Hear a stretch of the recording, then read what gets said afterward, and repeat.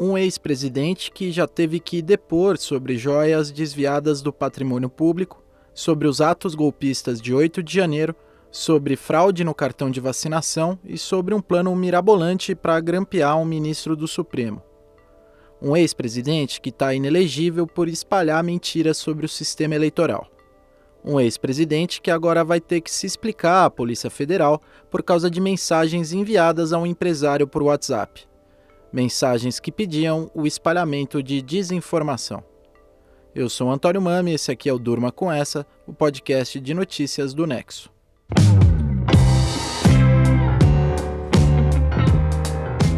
Olá, eu sou a Letícia Arcoverde e estou aqui com o Antônio para apresentar esse podcast que vai ao ar todo começo de noite de segunda a sexta, sempre com uma notícia do dia que pode continuar a ecoar por aí.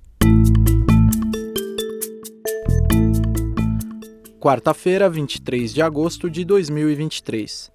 Dia em que o ex-presidente Jair Bolsonaro admitiu ter enviado ao empresário Meyer Nigri mensagens espalhando mentiras sobre o processo eleitoral brasileiro. Bolsonaro também pediu que Nigri, dono da construtora Tecnisa, repassasse as mensagens adiante. A declaração foi dada ao repórter Igor Guillow, do jornal Folha de São Paulo, durante um voo de Brasília para a capital paulista.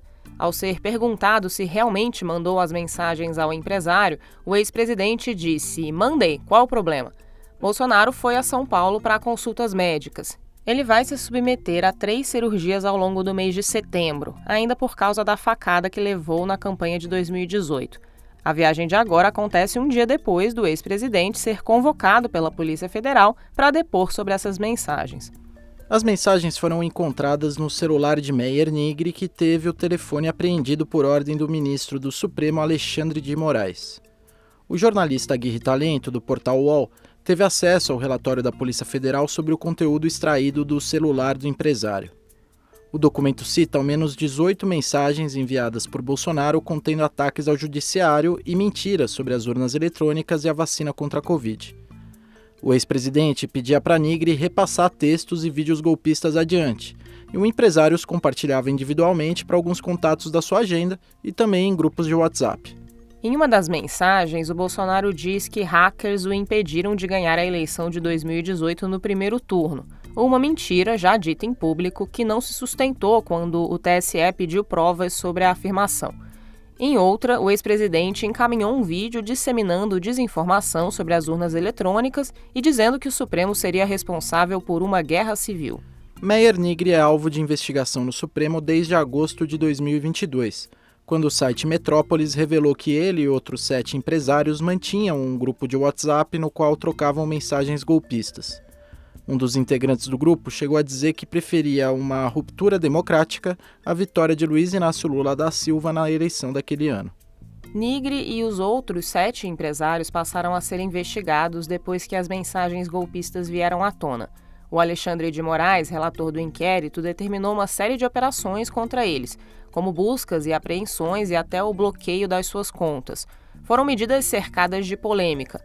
Analistas do campo do direito e também da política chegaram a considerar as medidas muito radicais, quase arbitrariedades.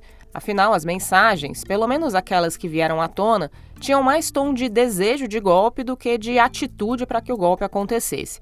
E desejar algo não é crime, ainda mais num ambiente privado como um grupo de WhatsApp. O próprio Bolsonaro reclamou na época, como você ouve nesse evento de campanha no Rio Grande do Sul, chamando o Moraes de vagabundo, inclusive. Nós vimos há poucos aí empresários tendo a sua vida devassada, recebendo a visita da Polícia Federal, que estavam privadamente discutindo um assunto que não interessa qual seja o assunto. Eu posso pegar meia dúzia aqui, bater um papo num canto qualquer e falar o que bem entender.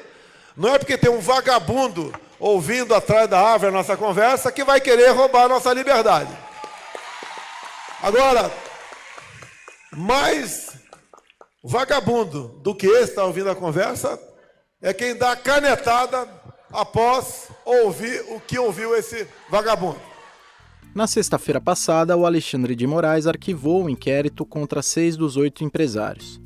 Continuaram investigados apenas o Meyer Nigri e o Luciano Hang, dono da rede varejista Havan.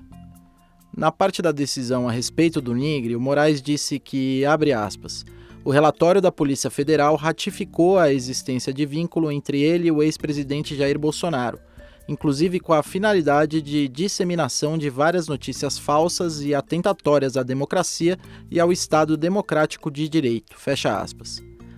Esse trecho dá a entender que algo ilícito pode ter acontecido, uma articulação entre o chefe do Executivo Federal e empresários com o potencial de financiar a propaganda de um golpe. O advogado Alberto Toron, que representa o Meyer Nigre na investigação, enviou uma nota à imprensa dizendo que o empresário, abre aspas, jamais foi disseminador de notícias falsas, mas apenas, de forma eventual e particular, encaminhou mensagens de terceiros no aplicativo WhatsApp para fomentar o legítimo debate de ideias, fecha aspas. A defesa do Bolsonaro não comentou o caso.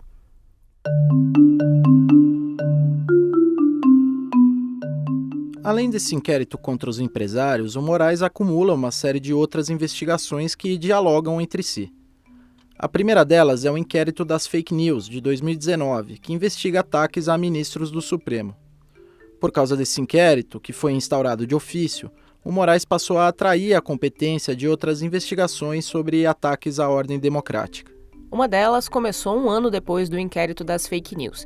Em 2020, o Supremo abriu um inquérito a pedido da Procuradoria-Geral da República para identificar os organizadores e financiadores de uma série de protestos que pediam o fechamento do Congresso, do Supremo e a volta da ditadura militar.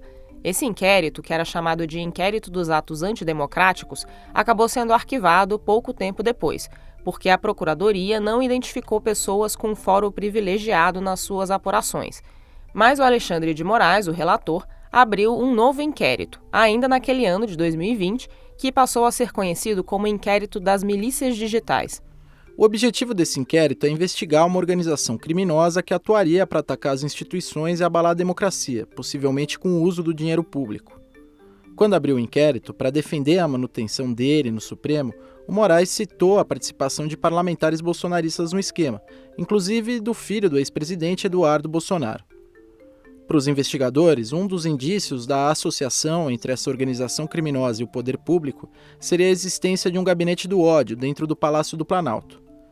Gabinete do ódio, que é o apelido dado a um grupo de assessores de Bolsonaro, incluindo o vereador carioca Carlos Bolsonaro, filho do ex-presidente, que se dedicaria a organizar a disseminação de desinformação e ataques ao Supremo nas redes sociais.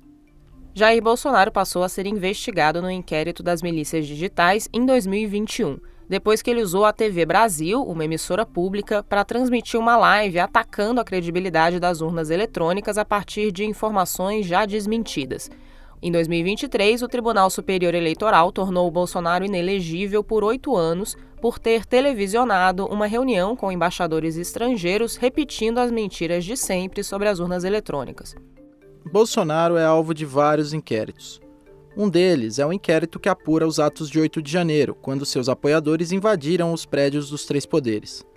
Um inquérito que investiga, por exemplo, uma minuta de golpe de Estado encontrada na casa do ex-ministro da Justiça do Bolsonaro e os bloqueios de estradas pela Polícia Rodoviária Federal no dia do segundo turno. Ao incluir o ex-presidente nessa investigação, o Alexandre de Moraes afirmou que as condutas de Bolsonaro fariam parte do mesmo modus operandi de divulgação utilizado pela organização criminosa investigada no inquérito das milícias digitais. As investigações continuam. E o ex-presidente, que já depôs à Polícia Federal sobre uma série de casos, agora vai ter que dar explicações sobre as correntes que ele puxava no WhatsApp.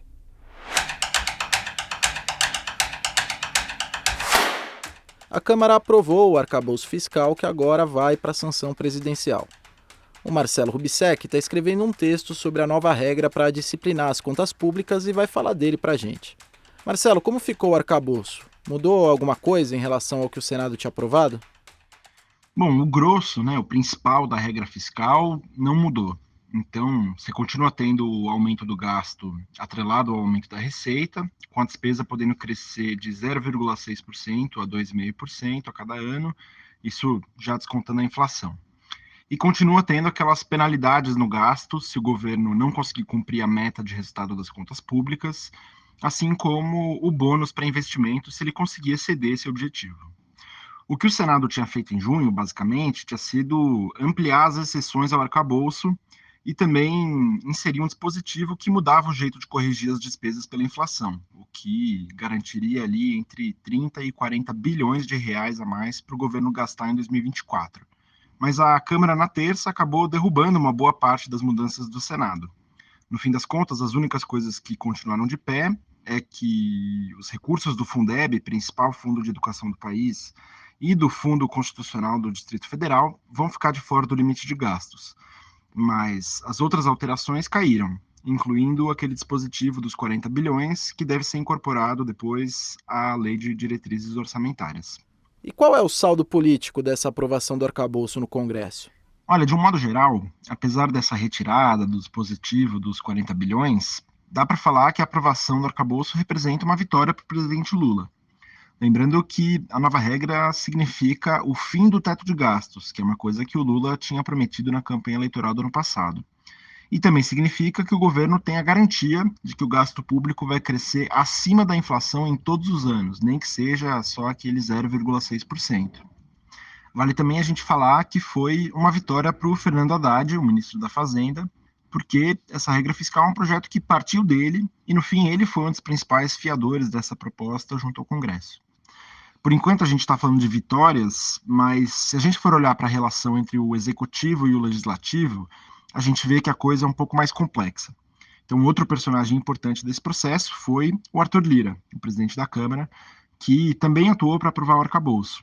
Mas no meio disso tudo, ele teve um atrito público com o Haddad sobre a taxação de investimentos no exterior, ele também pressionou o governo para liberar emendas parlamentares e ainda fez jogo duro com o Lula para conseguir aquela reforma ministerial que está para sair daqui a pouco. Então, não é como se politicamente essa aprovação tenha sido tranquila, apesar dos placares expressivos das votações. No fundo, teve uma queda de braço importante entre o Lira e o governo. O texto do Marcelo você lê em nexojornal.com.br. Lá você acompanha todo o conteúdo que o Nexo produz diariamente. E para não perder nenhum episódio do Durma Com Essa, inscreva-se na sua plataforma de áudio preferida ou no canal do Nexo no YouTube. A equipe de gráficos do Nexo produziu uma série de conteúdos especiais sobre plantas amazônicas. A infografista Mariana Froner vai falar sobre esse material que eles publicaram na editoria Ponto Futuro, que tem a Amazônia como um de seus temas-chave. O conteúdo especial que a gente publicou fala sobre 5 plantas da Amazônia que ganharam o mundo: o açaí, o guaraná, a castanheira, o cumaru e a seringueira. Foi difícil selecionar apenas 5. Em cada peça que compõe o material, contamos uma história sobre aquela planta, falamos sobre os seus usos e onde a produção se concentra atualmente.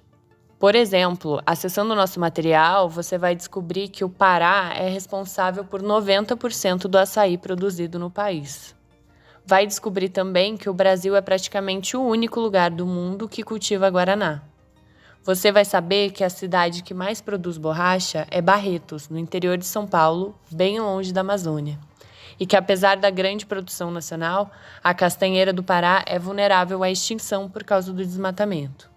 Pois é, tem muita coisa interessante para você ver nesse especial e a gente aqui da equipe de gráficos está sempre pensando com muito carinho em coisas novas para o leitor do Nexo. Dá uma checada lá no que a gente anda fazendo. Valeu, Mariana. O especial você encontra no nexojornal.com.br/pontofuturo. Das mensagens de WhatsApp de Bolsonaro, passando pela aprovação do arcabouço fiscal até chegar nas plantas da Amazônia que ganharam o mundo, durma com essa. Com roteiro, produção e apresentação de Antônio Mami, apresentação de Letícia Arcoverde, edição de texto de Conrado Corsalete, participações de Marcelo Rubissec e Mariana Froner e edição de áudio de Pedro Pastoriz, termina aqui mais um Durma Com Essa. Até amanhã.